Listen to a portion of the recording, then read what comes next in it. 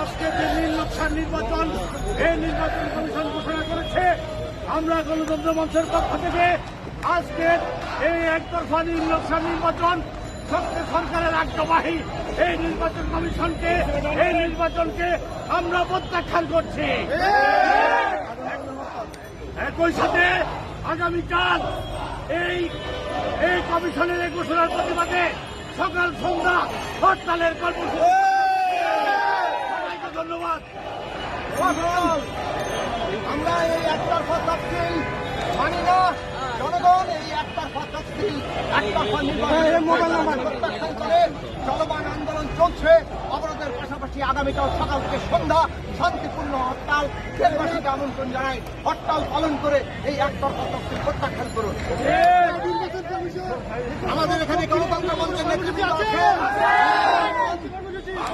হরতাল হরতাল হরতাল হরতাল